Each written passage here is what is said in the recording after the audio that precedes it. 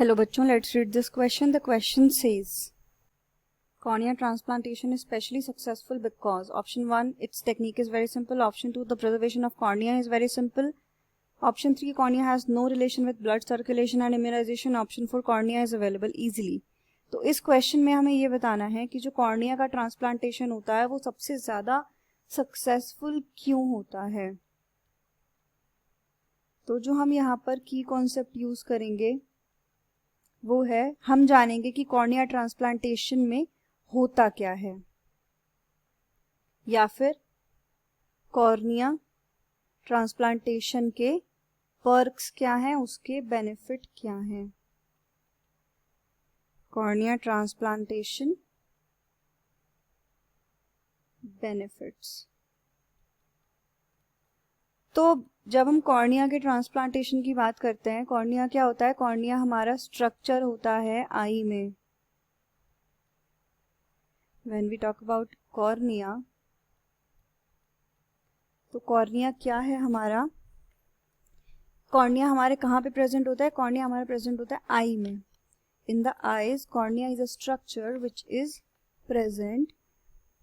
तो जो हमारा स्क्लेरा का लेयर होता है वो ही एंटीरियरली कंटिन्यू करता है ट्रांसपेरेंटली एज कॉर्निया.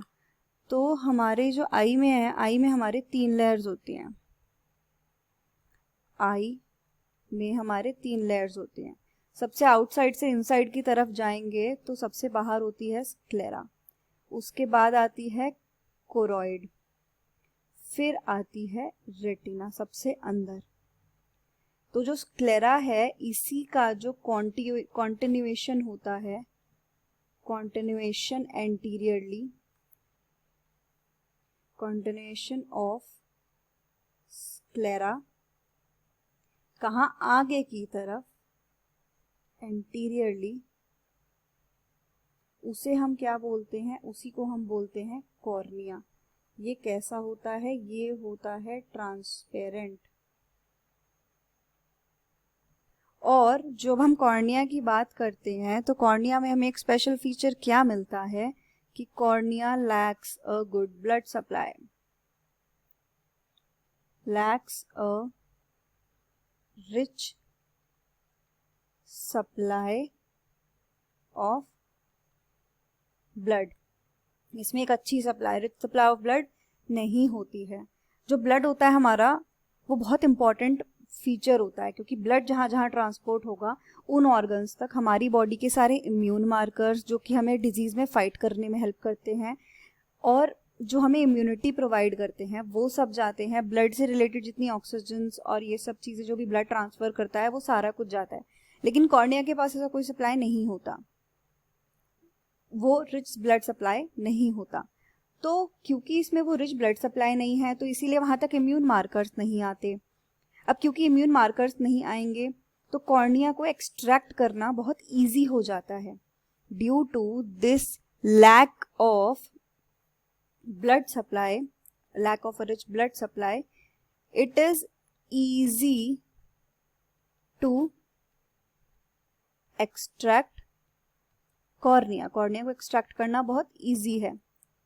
अब इसका एक्सट्रैक्शन इजी है, देन इसको अगर हम किसी और पर्सन को जो नीडी है उसको जब हम अप्लाई करते हैं तो रिजेक्शन के चांसेस रिड्यूस हो जाते हैं, क्योंकि इम्यून मार्कर्स नहीं आ रहे हैं. इम्यून मार्कर्स आएंगे तभी ही कोई भी ऑर्गन रिजेक्ट होगा.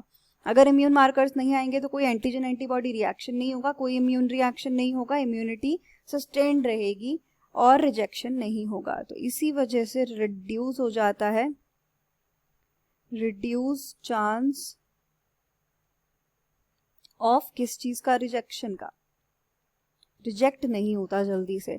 तो only because of this thing, क्योंकि इसमें कॉर्निया को एक्सट्रैक्ट करना इजी हो गया है और अप्लाई करना भी इजी हो गया, क्योंकि रिडक्शन हो गया रिजेक्शन के चांसेस में. क्यों?